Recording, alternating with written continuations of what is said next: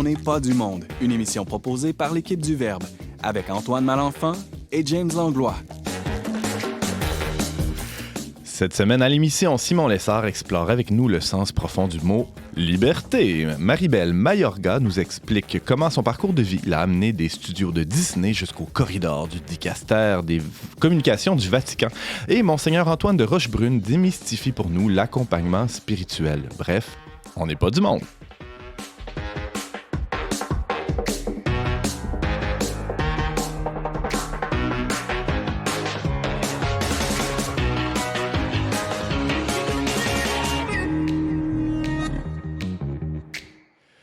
Bonjour à tous et bienvenue à votre magazine Foi et Culture. Ici Antoine Malenfant en compagnie de l'inénarrable James Langlois. Salut! Tu m'étonnes à chaque semaine dans tes choix, là, mais surtout, là, tu as changé un petit quelque chose dans l'introduction, le foi et culture. Ouais, foi et culture, c'est dans notre mission au Verbe de conjuguer la foi et culture. On aime ça, le verbe conjuguer. Ben, on conjugue. C'est ce qu'on fait dans ce magazine radiophonique. C'est bien de le mentionner. Antoine, j'ai le goût qu'on reprenne de saines habitudes. Vas-y donc. Ça fait un bout de temps qu'on n'a pas salué des gens. C'est déjà notre 3e épisode de la saison. Ouais. Et les gens recommencent à nous écrire. Donc, je veux cette semaine saluer Rachel L. de Portneuf qui nous écrit « Concernant l'émission On n'est pas du monde, cela fait des années que je songe à vous écrire pour vous remercier d'exister, de vivre à voix haute votre foi et de la partager avec nous, les auditeurs. » Alors, merci Rachel de nous écouter. Merci à tous les autres. Vous pouvez nous écrire en tout temps à onpdm@le-verbe.com par la messagerie de nos réseaux sociaux également. Merci, James. Alors, en toute fin d'émission, tout à l'heure, on aura le plaisir de s'entretenir avec Monseigneur Antoine de Rochebrune sur les bienfaits et les limites de l'accompagnement spirituel, comme je disais tantôt en introduction. Alors, bonjour, Monseigneur. Bonjour, Antoine. Bienvenue à On n'est pas du monde. C'est vraiment une joie pour nous de vous accueillir aujourd'hui. Aussi, pour la première fois à notre table, on accueille Maribel Mayorga. Allô? Salut! Ça va bien? Ça va très bien. Alors, c'est deux invités qui viennent de la métropole. C'est tout spécial pour nous, hein, les gens de Québec, d'accueillir des Montréalais. On se sent privilégiés de pouvoir vous recevoir. Alors, soyez vraiment les bienvenus parmi nous. Merci. Et on a aussi Simon Lessard qui va nous parler de yogourt aujourd'hui. De yogourt, effectivement, surtout de la marque Liberté. Ah! Alors, à suivre après ce pont.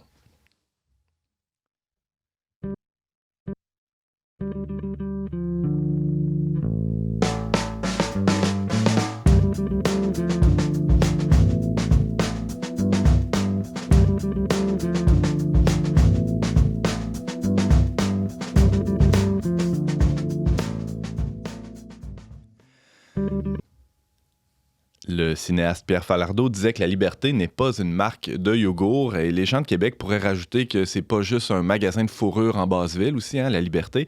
Et pourtant, s'il y a un mot qui a été utilisé comme argument de vente de produits ou de promotion d'une idéologie, c'est bien celui de la liberté. Mais de quoi on parle exactement quand on utilise ce mot? Allons demander à notre chroniqueur Simon Lessard, philosophe de salon et accessoirement rédacteur pour Le Verbe. Salut Simon. Allô Antoine. Pourquoi tu avais envie de nous donner un cours de philo 2 aujourd'hui? Philo 2, ouais, je me suis dit, parce que ça fait longtemps qu'on l'a fait, mais on s'en souvient plus. Donc aujourd'hui, tout simplement, je vais vous résumer ce qu'est la liberté et vous faire un cours complet sur le sujet. Tu as 14 minutes bien tapées. Non, évidemment, on va dire seulement quelques petits points de réflexion. En fait, Ouais. Antoine, ça a commencé que j'ai remarqué comme deux phénomènes de société qui semblent contradictoires. D'un côté, depuis le début de la pandémie, on limite certaines libertés individuelles ou collectives. On pense au confinement, au couvre-feu, maintenant le passeport sanitaire. De l'autre côté, il y a d'autres mouvements de société où on exacerbe la liberté. Je pense entre autres à la théorie du genre, par exemple, l'euthanasie, l'avortement, où là, vraiment, on dit que chacun fasse comme il veut, que chacun se définisse lui-même. C'est l'argument premier. On veut avancer ces trucs-là au nom de la liberté. C'est ça. Mm-hmm. Puis là, en discutant avec mon coloc, parce qu'un coloc, ça sert aussi à préparer ses chroniques radio. Pas juste ses spaghettis. Exactement, mais les deux en même temps, souvent, Ouais. c'est ça qui est pratique. Il me faisait remarquer, parce qu'il est très intelligent, que c'est pas aussi contradictoire comme mouvement de société qu'on pourrait le penser. OK. Parce que lui, ce qu'il voyait, puis j'approuve en ce sens-là, c'est que dans les deux cas, il y a un désir de contrôle. En fait, je veux contrôler mon corps, je veux contrôler mon environnement, je veux contrôler la nature, les maladies, les virus, le moment de ma mort, le moment de ma grossesse. Et puis, donc, même quand on semble vouloir limiter la liberté, c'est souvent parce qu'on pense qu'on va être plus libre si on contrôle tout. Mais c'est pas le cas, je te sens venir. Là. Ben, en fait, le contrôle, c'est pas mauvais en soi. Là, on a Ouais. quand même une intelligence, on a un jugement pratique. Je veux dire, quand je vais à l'hôpital, je veux un peu contrôler la maladie. Oui, c'est correct. Quand je planifie mes vacances, je veux un petit peu contrôler, même si on sait que ça va jamais se passer comme prévu. Mhm. C'est quand le contrôle devient obsessif, quand il devient absolu, je pense que là, vraiment, il y a un dérèglement. Alors, est-ce que la liberté, c'est ce qu'on veut faire? Si c'est ça, si on prend l'exemple des vacances, si je veux aller en Gaspésie, c'est ça être libre? C'est Est-ce que pouvoir y aller. être libre, c'est faire ce qu'on veut, quand on veut, comme Ouais. on veut? C'est un peu ça la question. Mhm. Donc, dans cet esprit de parfaitement tout contrôler pour toujours arriver à faire ce qu'on veut, bien, ça va peut-être t'étonner, Antoine, mais je répondrais oui. Ce que je veux dire, c'est oui, la liberté, c'est faire ce qu'on veut, mais ce qu'on veut, il faut ajouter un mot, vraiment. Donc, une première distinction, je pense, à ajouter, c'est que des fois, on se trompe sur ce qu'on veut vraiment. Mm. On s'illusionne. Puis, peut-être une première nuance à faire, c'est qu'il faut apprendre à faire la distinction, je pense, en nous, entre nos désirs et notre volonté. Des fois, on prend l'un pour l'autre. Donc, par exemple, moi, quand je vois un sac de chips, j'ai vraiment le désir de le manger au complet. Mais est-ce que c'est vraiment ce que je veux? Parce que, évidemment, je le sais que si je le mange tout, après, je vais me sentir très mal. Hein? Ou, à l'inverse, quand c'est le temps d'aller faire du jogging, j'ai souvent pas le goût. Hein, Très peu de désir. C'est ça. Mhm. Pourtant, je sais très bien qu'après l'avoir fait, je vais me sentir bien. C'est pour ça que finalement, je veux le faire, même si je ne sens pas le désir à ce moment-là en moi. Donc, une première remarque qu'on pourrait dire sur comment vivre concrètement sa liberté, c'est apprendre à faire la distinction entre comment je me sens avant de faire quelque chose par rapport à comment je sais que je vais me sentir après l'avoir fait. Fait que si on parle des désirs, c'est plus les passions, les pulsions, puis la liberté ou ce qu'on veut, ça serait plus au niveau de la raison.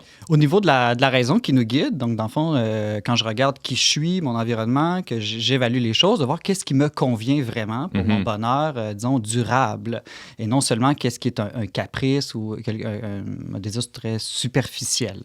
Donc ça permet, je dirais, quand je reviens à l'idée de contrôle dont je parlais tout à l'heure, ben oui, la liberté, c'est une forme de contrôle, mais peut-être davantage un contrôle de soi, une maîtrise de soi, plutôt qu'une obsession à vouloir contrôler le monde entier et les autres autour de soi. Bon, là, tu viens de dire des mots assez importants. Là. Il y a des choses qu'on peut contrôler ou maîtriser, c'est-à-dire notre personne, là, en tout cas, jusqu'à une certaine limite. Mais le monde extérieur, c'est beaucoup plus limité ce qu'on peut faire, notre liberté, finalement. On peut quand même mettre un chapelet sur la corde à linge pour essayer de contrôler la météo, Ah oui? mais des fois, on se rend compte que ça marche pas parfaitement. Ça permet d'arriver à une autre distinction que je trouve intéressante, classique en philosophie, qu'on va appeler liberté extérieure par rapport à liberté intérieure. D'autres penseurs ou mystiques vont parler de liberté de consentement. Par exemple, moi, j'aime bien aussi en parler en termes de liberté de pouvoir par rapport à liberté de vouloir. C'est-à-dire que, imagine un oiseau, Antoine, dépressif. Un oiseau, pour nous, c'est un peu le symbole de la liberté. Tu sais, ça peut aller où ça veut, quand ça veut. Ah, si j'avais les ailes d'un oiseau, je partirais pour Québec. En tout cas, quelque chose comme ça. Les ailes d'un ange. Les ailes d'un ange, c'est encore mieux, exactement. Ça, c'est la liberté totale. Mais imagine maintenant un oiseau dépressif. C'est-à-dire qu'il peut aller où il veut, mais il ne veut pas aller nulle part, dans le fond. Donc, c'est un peu ça. C'est-à-dire être libre, c'est pas juste pouvoir faire quelque chose, mais c'est avoir aussi un désir, le vouloir profondément. Et puis, ça prend idéalement les deux ensemble, le pouvoir et le vouloir. Mais donc, je suis libre extérieurement. Certes, si je peux me déplacer parce que j'ai une voiture, si j'ai l'argent pour acheter ce dont j'ai besoin, la santé pour faire les activités que j'ai le goût de faire. Je suis libre si j'ai un passeport pour voyager ou pour aller au restaurant ces temps-ci.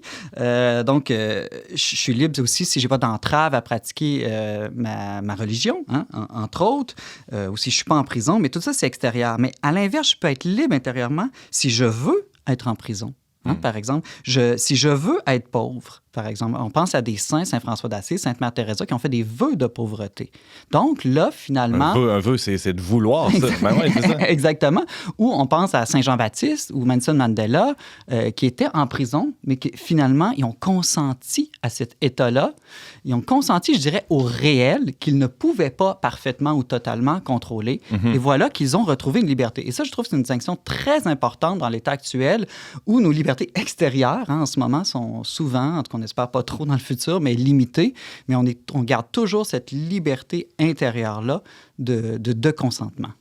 Alors, Admettons là, que je suis quelqu'un de spécialement vertueux là, et que je me maîtrise complètement. Qu'est-ce que je fais, là? Qu'est-ce que j'en fais de ma liberté, Simon? Bon, ça, c'est peut-être l'autre question. Dans le fond, est-ce que être libre, c'est simplement, disons, se contrôler, comme je disais, dans le fait de vouloir, de consentir, ou dans le fait de gérer ses passions, ou de bien voir qu'est-ce qui me convient objectivement. Je dirais, ça, c'est simplement une première partie.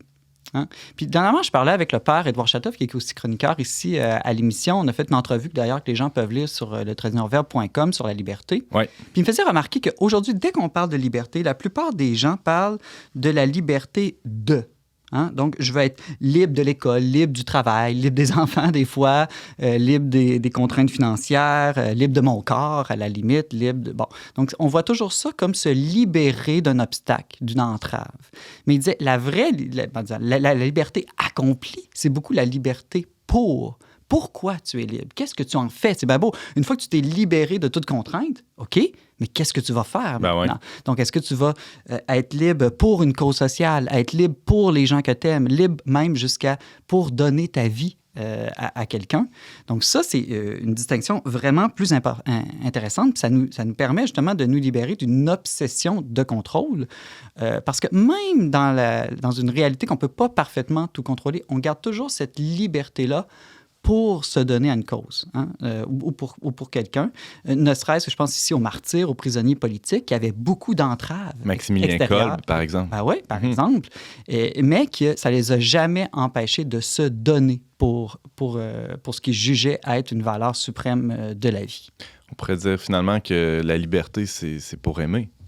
La liberté, c'est pour aimer. Puis ça, je pense, Antoine, que c'est vraiment une des grandes leçons du christianisme qui peut servir à tout le monde aujourd'hui, là, qu'on soit chrétien ou pas.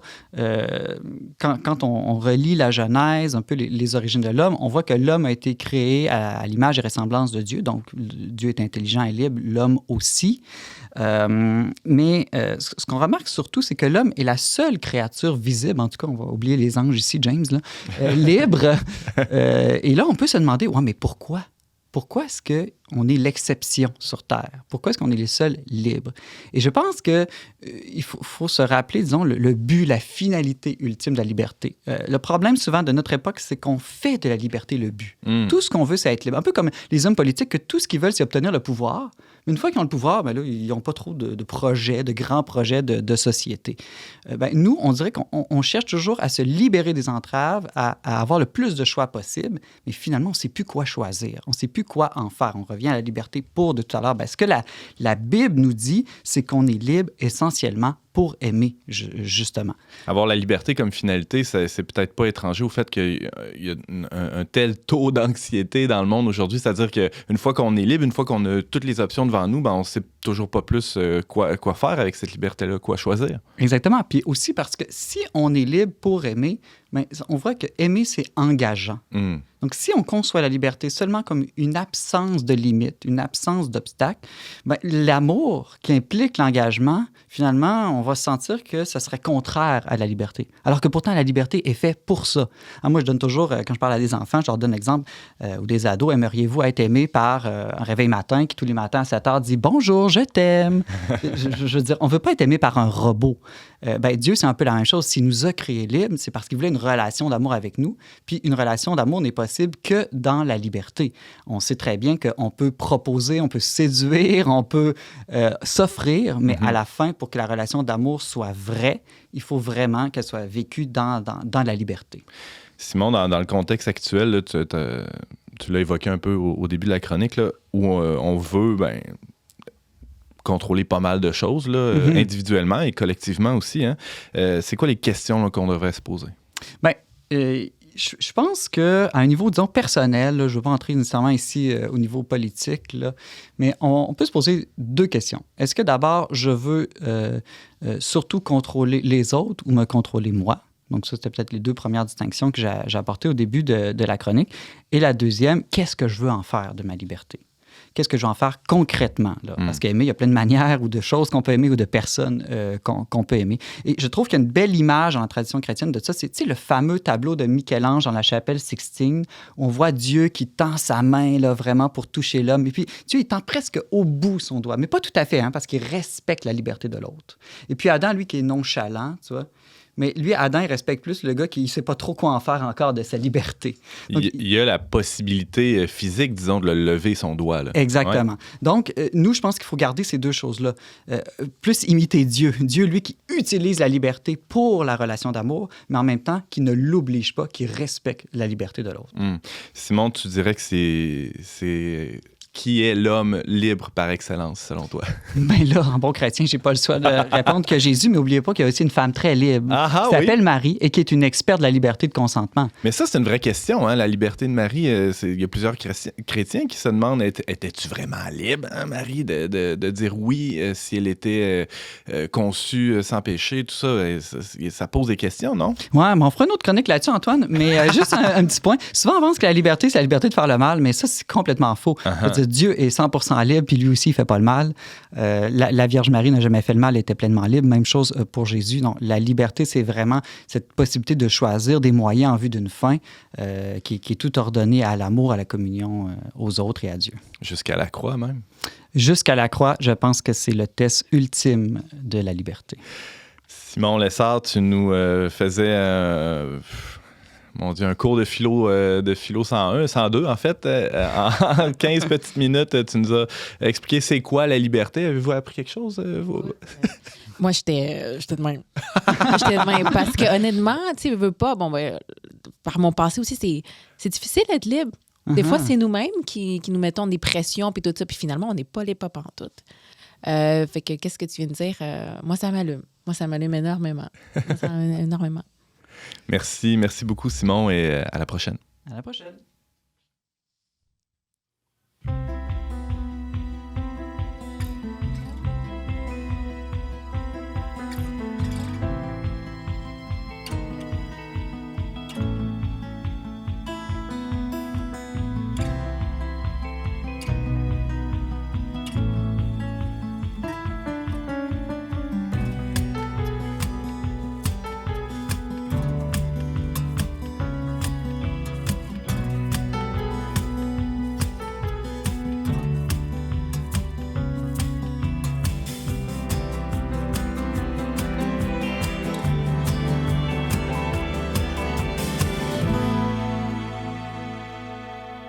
Ça fait longtemps que les êtres vivants sont constamment en période de changement depuis la première pluie sur les collines.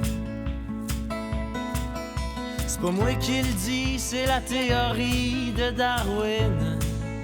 Aujourd'hui j'ai compris. Je veux changer pour mieux me ressembler. Changer pour mieux me ressembler.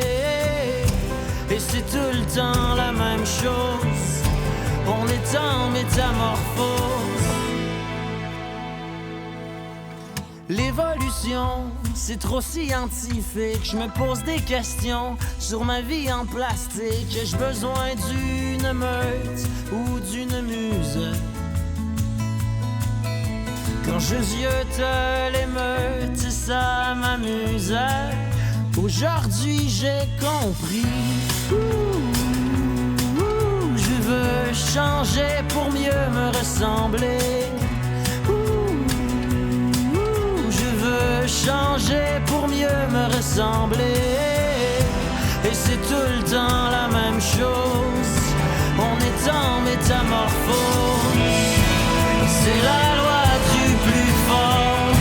Toi et moi, on a eu tort de baser notre vie sur des théories.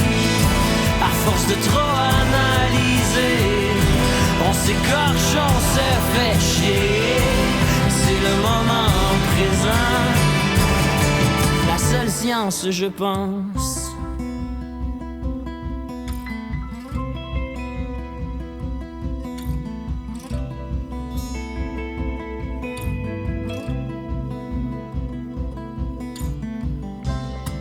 Et c'est tout le temps la même chose.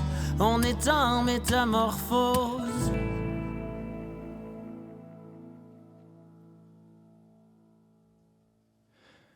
Vous êtes avec Antoine Malenfant à la barre d'On n'est pas du monde. C'était la pièce Métamorphose de l'auteur-compositeur-interprète Émile Bilodeau. Les changements de carrière et les reconversions sont monnaie courante dans le milieu du travail aujourd'hui, mais quand même, passer des studios de Disney aux coulisses du Vatican, c'est pas banal, hein? C'est ce qui est arrivé à la danseuse professionnelle Maribel Mayorga, aujourd'hui édimestre pour les communications du diocèse de Montréal. Salut Maribel. Allô, ça va bien? Ça va bien, toi? Oui, merci. Ouais. Alors, tu as témoigné de ton parcours de vie et de foi dans la plus récente édition du magazine Le Verbe. Et là, on a évidemment pensé à t'inviter à On n'est pas du monde pour poursuivre le témoignage. Et là, sans hésiter, t'as sauté dans un train et t'es avec nous aujourd'hui. Pourquoi c'est important pour toi de témoigner? C'est une nécessité? Vraiment, merci de l'invitation parce que vraiment, je crois très fortement à ce que vous faites comme travail, surtout ici au Québec. C'est pas facile. Et aussi le témoignage de foi parce que pourquoi je donnerais pas mon témoignage de foi? Il m'a tellement sauvée. Dieu m'a tellement sauvée. Il m'a pris littéralement que je me dis, mais est-ce que quelqu'un peut écouter pour que la personne aussi peut le vivre, puis l'autre personne peut le vivre, puis l'autre personne peut le vivre? Mm-hmm. Parce que si on le garde en soi, ben là, c'est beau pour toi, mais je pense que Dieu aimerait ça que tu le partages. Comme on a tous des dons, on a tous des talents, mais il faut le partager, il ne faut pas garder ça pour nous. Un peu comme les premiers temps de l'Église où c'était plus fort qu'eux, hein, les premiers chrétiens. Il fallait qu'ils partagent ce qu'ils venaient de voir, ce qu'ils venaient de vivre. Voilà. Tu te sens comme ça? En fait, humblement parce qu'ils ont fait un méchant travail. Mais oui, je trouve que c'est nécessaire. Puis même, moi aussi, je suis d'autres personnes qui font leur témoignage de foi parce que chacun on a un appel différent. Et on est là aussi pour l'entendre, puis pour le partager, puis pour apprendre de ça. Mm-hmm. Si je suis juste là, puis je reste dans ma petite bulle, puis je fais rien, ben, tu sais, c'est pas pour nous vanter du tout. Au contraire, c'est vraiment très humblement qu'on arrive, mais parce qu'on veut que d'autres personnes apprennent et qu'eux aussi puissent partager leur chemin. Alors, parlant de chemin, rebroussons chemin un peu et allons voir d'où le Seigneur t'a tiré, parce que tu dis, il m'a prise, là, il m'a ramassé. Là où j'étais, où étais-tu quand le Seigneur t'a saisi? Où étais... en fait, je dansais. En fait, j'ai toujours grandi dans la foi et tout ça. J'étais servante de messe quand j'étais jeune et tout. Donc, oui, j'avais Dieu très proche de mon cœur. Par contre, il y a eu un temps vers début vingtaine où je me doutais vraiment. Donc, j'étais danseuse professionnelle. Je suivais les artistes un peu partout, que ce soit en Europe ou il y a des Walt Disney Productions qui est venu aussi au Canada pour tourner et tout, des artistes ici.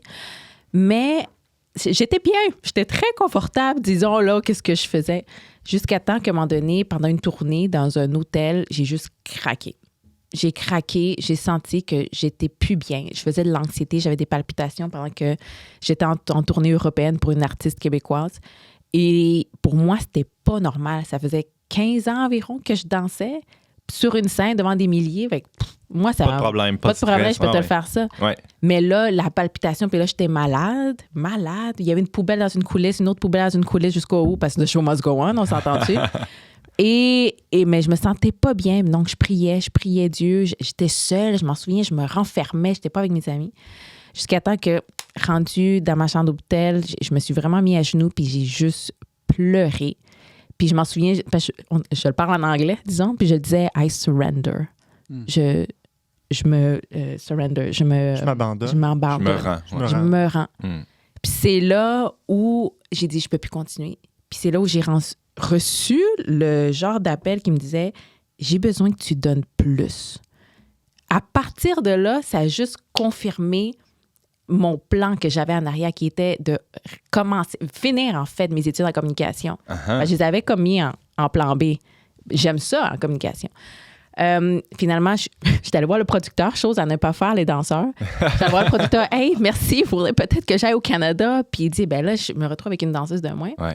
Mais il était assez fin pour me dire, « Écoute, c'est clair que tu vas pas bien. Là. Ouais. Fait que retourne chez vous. » Je suis retournée, j'ai fini mon bac. Je suis tombée enceinte, j'ai fini mon bac et tout. Et finalement, à partir de là, les choses se sont empilées une par-dessus de l'autre. Donc, dès que j'ai fini mon bac communication, j'ai travaillé à Météo Média comme présentatrice météo. À partir de là, c'est les Lumières. À partir de là, Diocèse de Montréal. Puis là, maintenant, Vatican un peu. Fait que ça n'a juste pas arrêté. Ah ouais. Ça m'a juste confirmé vraiment que j'allais de... Que cet appel-là, Ouais. il résonnait pour vrai. Oui. Comment Jean. t'expliques ça, Marie-Belle? L'espèce de fatigue, de maladie ou enfin, puis là, tu te sens appelé à donner plus. C'était pas un peu contradictoire pour toi? Oui, mais j'étais pas libre, justement. J'étais pas libre. Simon, cette semaine, nous parlait de la liberté. C'était pas ce que tu voulais vraiment, comme Simon dit. Exactement. C'était... tu sais, quand on dit « je me sens pas à mon X », quelque chose comme ça, j'étais pas bien. Tu sais, quand on n'est pas bien, comment tu veux donner? Comment tu veux donner si on n'est pas bien? Donc, dès que j'ai reçu cet appel-là, pour moi, je me suis dit, faut que je donne. Faut que je donne. J'étais pas bien, je donnais pas, je me sens mal. Là, je reçois l'appel, je me sens libre, faut que je donne.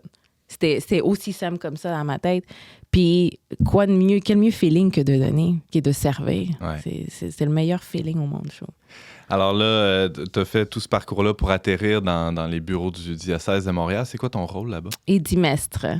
Qu'est-ce que ça fait? Qu'est-ce que ça mange en hiver? Qu'est-ce que ça mange en hiver? Donc, je travaille dans le site web, je gère les réseaux sociaux.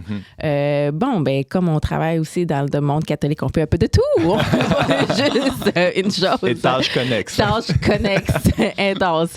On prévoit certains articles pour les prochaines l'infolettre, la diffusion de l'infolettre.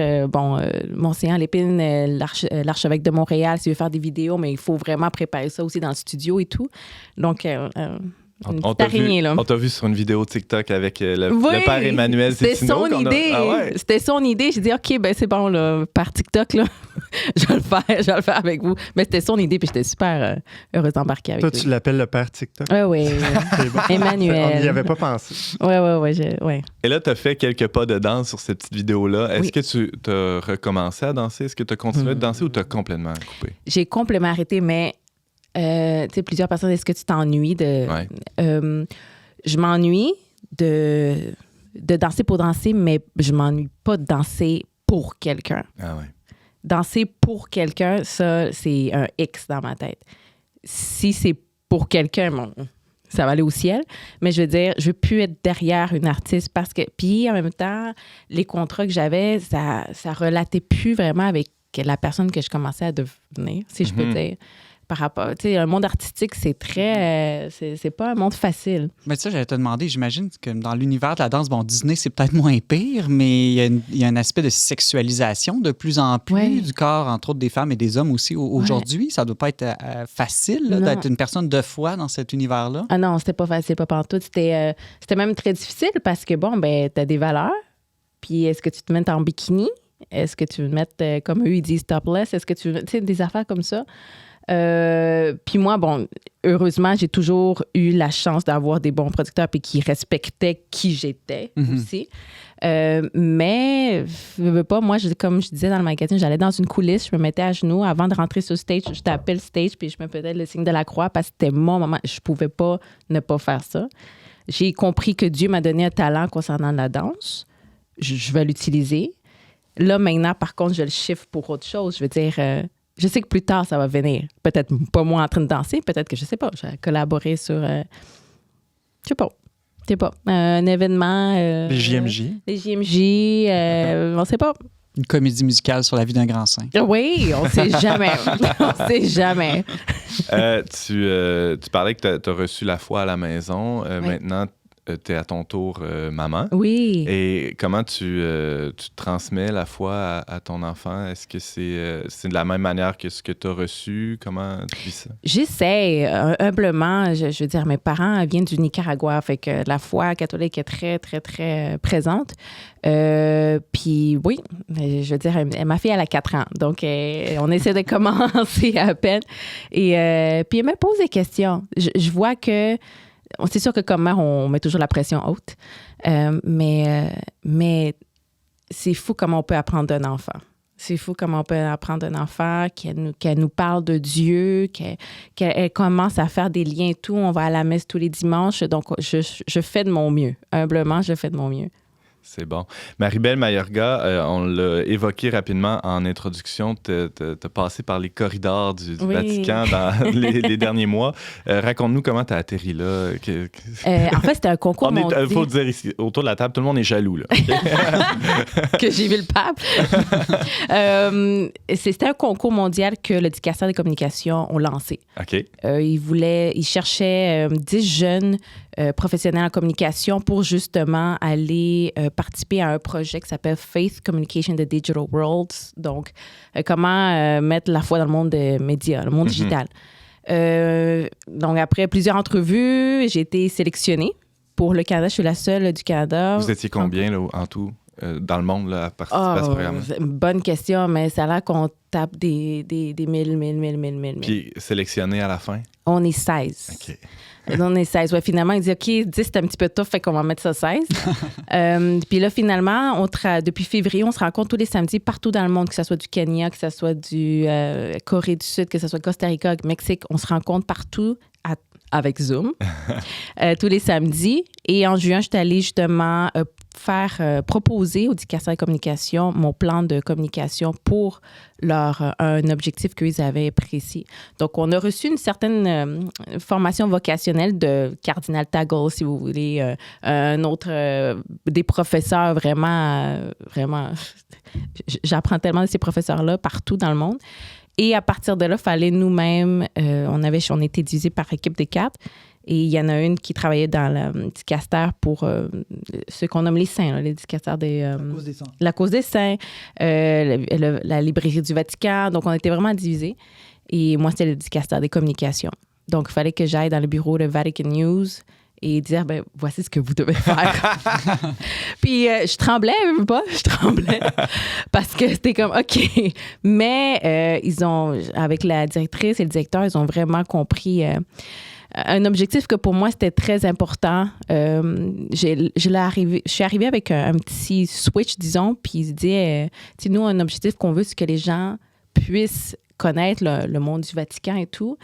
Puis, je m'en souviens, j'ai comme prié avant de le dire, puis j'ai dit, écoutez, j'aime votre objectif, mais j'aimerais ça le faire un switch. J'aimerais ça que vous puissiez rentrer dans le monde des gens, que le monde du Vatican puisse rentrer dans le monde des gens. Puis ils ont totalement accepté. Fait que j'ai été tellement... Je pense que j'ai bu comme 2 verres de vin après parce que je me dis yes. Donc, ça a été accepté. Donc, à partir de là, on continue de travailler. C'est ça que vous faites chaque samedi, après quand vous vous réunissez sur Zoom, Donc, ce premier projet-là est fini. OK. Là, on travaille sur le deuxième projet qui est en construction maintenant. C'est un nouveau site web qu'on essaie de construire concernant les 4 basiliques pontificales là-bas à Rome. Donc, vraiment apporter, pas juste à titre d'informatif, mais vraiment apporter une expérience aux gens qui ne peuvent pas être là en présentiel. Ah, ouais, OK. Puis vraiment apporter ça comme notre expérience à nous, notre témoignage, mais aussi que les gens puissent vivre une expérience quand ils rentrent dans la basilique. Simon? Je me demandais de ton point de vue, là, quel est le plus grand, peut-être, atout de l'Église et le plus grand défi du point de vue de la communication? T'as une Tu peux minute. répondre à une des deux aussi. Là. Vraiment, je pourrais faire ça comme en 15 minutes. Le plus grand atout, je trouve que Dieu nous a transmis quelque chose d'extraordinaire, puis qu'on ne peut pas travailler seul, on travaille en équipe, puis que la foi, l'exemple il a envoyé en fait son seul fils unique pour nous sauver. Puis que la foi qui nous a été transmise par cet exemple-là est grandiose. Fait que je pense qu'en travaillant ensemble, en collaborant ensemble, ça, je trouve que c'est notre plus grand atout. Mm-hmm. Désolé pour le petit bug technique. Travaille avec nous, Jane. Ouais. Oui, Merci infiniment, Marie-Belle, d'avoir accepté de témoigner une fois de plus. Et on peut lire l'entrevue que James a fait avec toi dans le plus récent numéro du magazine Le Verbe, du numéro de septembre-octobre. Hein, c'est bien ça, oui. Et à très bientôt. merci.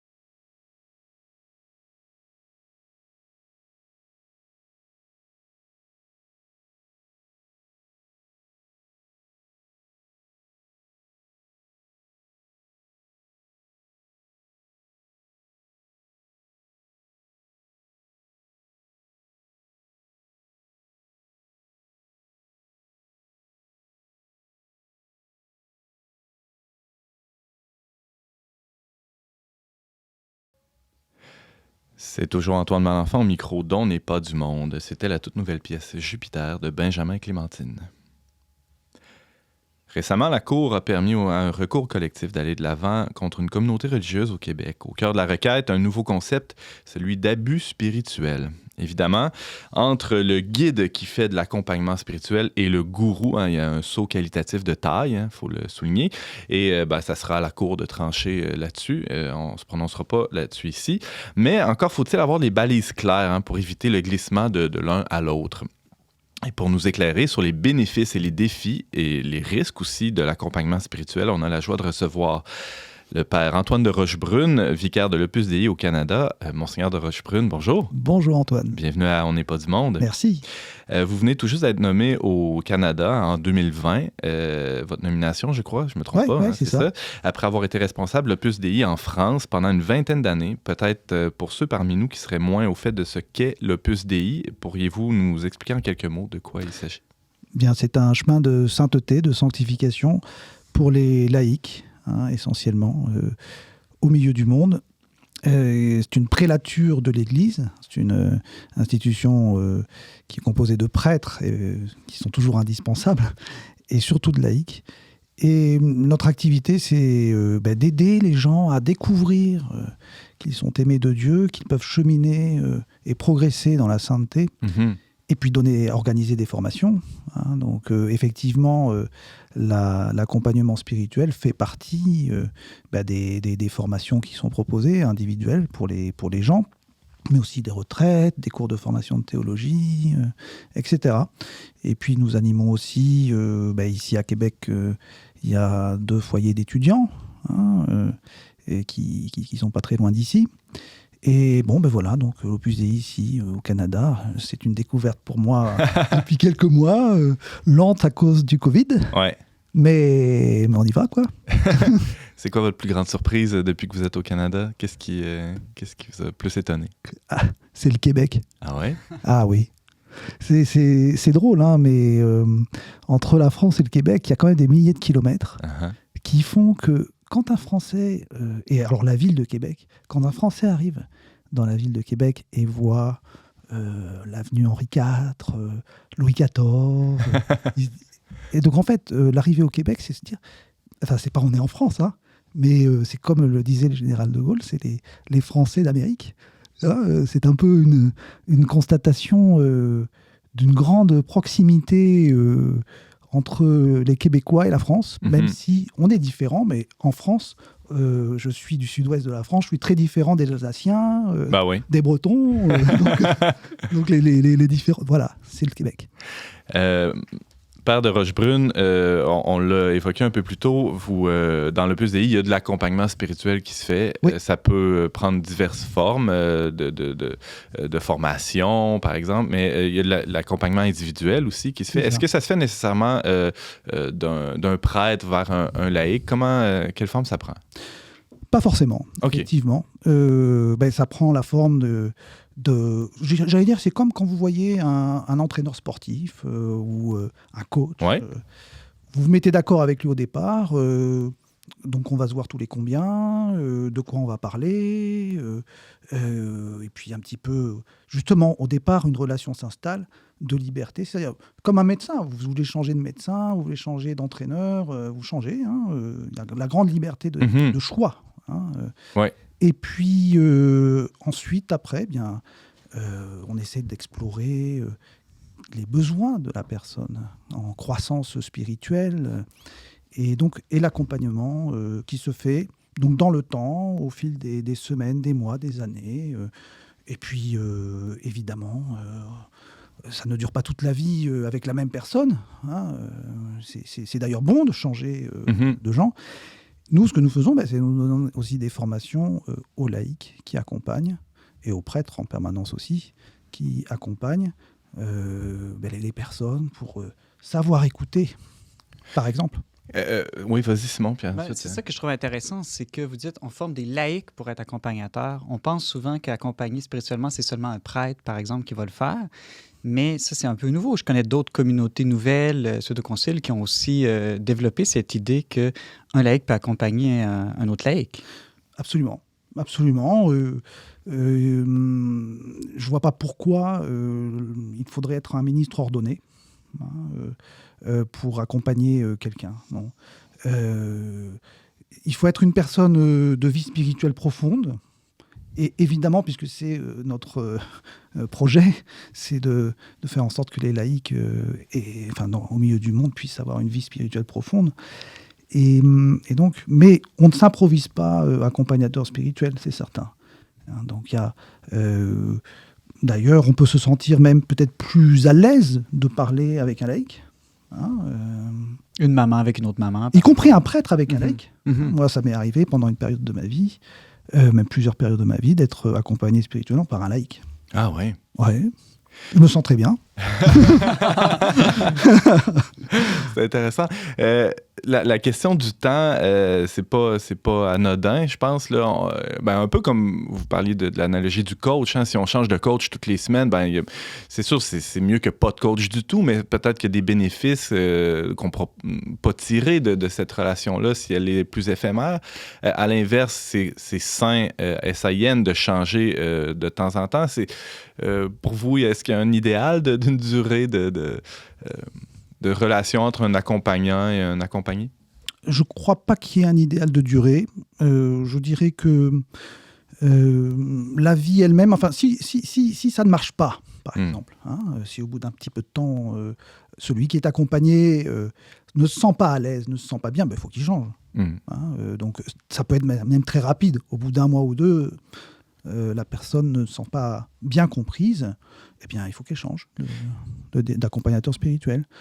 Mais aussi, au bout de quelques années, c'est peut-être la question dans la communication aussi, on a pu faire le tour de la question et on n'a plus rien à dire. Donc, celui qui accompagne peut aussi suggérer à la personne, peut-être que vous pourriez être suivi par quelqu'un d'autre. Et on parle d'accompagnement spirituel depuis le début. Est-ce que c'est la même chose que de la direction spirituelle? Est-ce que c'est le terme qui a simplement muté, changé pour faire quelque chose de plus côte à côte plutôt que de hiérarchique? C'est le même concept. Traditionnellement, on l'appelait avant direction spirituelle. Et cette évolution, en fait, on peut dire comme on veut, direction spirituelle, accompagnement spirituel, ça manifeste peut-être davantage la liberté de la personne. Le fait de ne pas être dirigé, on n'est pas des robots. Et donc, c'est bien. Après, il y a beaucoup de manières de vivre la direction spirituelle dans l'Église ou l'accompagnement spirituel. Je dirais que lorsqu'une personne est religieuse, pourquoi un religieux, par exemple, le concept d'obéissance est beaucoup plus présent dans la vie du religieux. L'obéissance à sa règle, etc. Et peut-être que de ce point de vue-là, le religieux aime bien être dirigé. Mais c'est évident que lorsqu'une personne veut avancer vers la sainteté, c'est moi mon premier responsable. Donc, je me rends compte que je ne peux pas m'en sortir seul. C'est pour ça que j'ai besoin, pas simplement de la communauté, mais j'ai besoin de quelqu'un qui m'aide à me connaître et qui m'aide à progresser. Saint Augustin disait il mettait les deux choses, que je te connaisse, mon Dieu, et que je me connaisse. Et dans la vie chrétienne, ces deux enjeux sont fondamentaux. Comment je peux me connaître ? Je peux prendre une glace et regarder le reflet de moi-même sur une glace. Mais en fait, c'est une image inversée. Et me connaître, de toute façon, j'ai besoin d'une altérité, de quelqu'un avec qui parler. Le regard de l'autre sur soi. Et en quoi, dans le fond, l'accompagnement spirituel serait différent d'une psychanalyse ou d'une psychothérapie? Parce qu'on parle de sujets chrétiens. Donc, par exemple, comment je peux placer mes moments de relation avec Dieu dans ma journée, qu'est-ce que je pourrais lire d'intéressant pour me former un peu comme livre de lecture, résoudre une question difficile familiale, une relation compliquée avec son conjoint, améliorer son propre caractère. C'est pas de la psychologie, mais c'est de la vertu. C'est-à-dire comment je peux arriver à me donner, à être plus généreux. par exemple. Hein. Donc il y a beaucoup de sujets qui sont à orientation spirituelle, hein, ou même à orientation apostolique, c'est-à-dire que qu'est-ce que je peux faire pour témoigner de ce que j'ai vécu, hein, Marie-Belle. Ça aussi, c'est une question qu'on peut poser. Hein. Comment je peux faire? Parce que les moyens sont infinis. Comment choisir le bon qui convient à ma situation? Simon? Une question que je me pose en vous écoutant, c'est que vous mentionniez tout à l'heure l'importance qu'on est les premiers acteurs de notre vie spirituelle. J'utilise ma liberté, donc je dois pas... Puis ça, on va accuser des directeurs spirituels d'être trop directifs, de brimer la liberté de l'autre. Mais moi, j'ai aussi vu souvent l'inverse. C'est-à-dire des gens qui refusent d'utiliser leur liberté, de choisir eux-mêmes. Absolument. Et qui veulent toujours qu'on leur dise quoi faire. Absolument. Et qui vont rencontrer un directeur spirituel, prêtre ou laïque ou supérieur religieux, pour ne pas avoir à choisir dans une sorte de déresponsabilisation. Puis après coup, s'ils se rendent compte que c'est un mauvais choix, bien là, ils vont accuser le directeur, alors qu'en fait, c'est eux qui avaient une faiblesse de caractère. Alors, c'est pas facile, je trouve, comme discernement là, à ce point de vue-là. Ah ben c'est certain. C'est certain que, de toute façon, les dérives possibles dans l'accompagnement spirituel peuvent venir aussi de la propre personne, hein, qui... veut vivre dans une relation de dépendance affective, par exemple, avec son accompagnateur spirituel, et donc elle perd totalement le cap. Hein, que cherche-t-elle, hein? Ou bien, effectivement, parce qu'il y a une grande paresse, on va dire intellectuelle, ou ne veut pas prendre une décision. Enfin, typiquement, est-ce que je dois me faire vacciner ou pas? Est-ce que je vais aller voir un accompagnateur spirituel pour qu'il me dise faut que je me fasse vacciner ou pas? Comment penser, quoi faire? Ouais, c'est ça. Donc, typiquement, je pense que ce serait une grosse erreur que l'accompagnateur spirituel dise à la personne « tu dois te faire vacciner » ou « tu ne dois pas te faire vacciner ». La personne doit choisir. Et donc, là, c'est là qu'intervient la formation de la conscience, hein, la formation du jugement, aider la personne à se dire « je dois être une personne qui décide hein, », et qui décide avec ma liberté bien éclairée, comme on l'a vu. Et nécessairement, c'est pas toutes les personnes qui entrent dans un parcours d'accompagnement spirituel au même niveau, hein, de liberté, justement. Voilà. Donc, et de maturité. Absolument. Il y a une croissance. Donc, chacun, on doit grandir. Et effectivement, on n'est pas du tout arrivé au sommet de notre vie. Je rends grâce à Dieu de me donner du temps. Parce que j'y suis pas encore. Oui, vas-y, James. Moi, j'aime bien, pour ce qui est d'accompagnement ou de direction spirituelle aussi, prendre l'analogie, si on veut, de la famille, de la paternité, de la maternité spirituelle. Puis c'est la même affaire quand on est parent, je pense, ou quand on est accompagnateur ou directeur, c'est vraiment d'aider la personne qui est devant nous, qui nous est confiée d'une certaine manière à grandir en liberté, à devenir adulte, à faire ses propres choix. Puis c'est un peu les mêmes mécanismes, je pense, qui jouent. Puis ça arrive qu'il y a des parents qui sont un peu trop directifs, pas assez, etc. Oui, absolument. Et c'est vrai que quand on est en position, entre guillemets, d'autorité, hein, est-ce que d'ailleurs c'est une bonne position dans une relation de personnes? Il y a toujours le problème de l'abus de l'autorité, hein, l'abus de pouvoir. Ça peut me faire plaisir que les gens me respectent, que les gens m'écoutent, etc. Et donc la dérive peut aller vers là, c'est évident. Mais c'est vrai que le fait de se sentir en famille, le climat de confiance est essentiel. Et en fait aussi, une simple question, est-ce que tu es content? Est-ce que tu es content? Est-ce que ça va bien? Mais c'est pas simplement quand on rentre dans une... dans l'ascenseur, on croise quelqu'un. Non. Mais là, commencer une conversation sérieusement, comme ça, est-ce que ça va? Et donc, à partir de là, il y a beaucoup de choses qui peuvent se dire. Il peut y avoir un fleuve. Ouais. Petite question, il nous reste quelques secondes. Simple curiosité, mais est-ce qu'il y a le secret de confession pour l'accompagnement spirituel? C'est quoi la distinction avec la confession, par exemple? La confession, donc c'est un prêtre. Il est excommunié. On badine pas. Hein? Donc là, ça rigole pas. Mais alors, le secret, hein, on va dire que c'est un secret naturel. Ouais. C'est comme le secret médical, le secret d'un avocat avec son... Et donc, c'est très grave de manquer au secret de l'accompagnement spirituel. Ensuite, si un médecin veut consulter un autre médecin sur un cas qu'il a compliqué, il appelle un collègue en disant « Voilà, j'ai un cas, j'ai des symptômes, il se passe ça ». Donc ça, c'est pas qu'il ne trahit pas son secret. Pas du tout. Il demande un conseil à un confrère qui peut avoir un éclairage. Mais c'est certain qu'il faut avoir la garantie de la confidentialité de l'échange. C'est pour cela que les supérieurs de communautés, d'institutions, ne doivent pas exercer la direction spirituelle avec ceux qui dépendent d'eux. Pour pas brouiller les cartes. Pour pas cartes. brouiller les cartes. Ouais. Père Antoine de Rochebrune, c'était passionnant. On en aurait pris pendant 1 heure sans problème. Vous reviendrez. Hein? Volontiers. Vous êtes le bienvenu. Merci d'avoir pris le temps de nous éclairer sur ce qu'est l'accompagnement spirituel. Et j'espère que ça aura peut-être éveillé certains de nos auditeurs sur la question. Merci infiniment. Je vous en prie.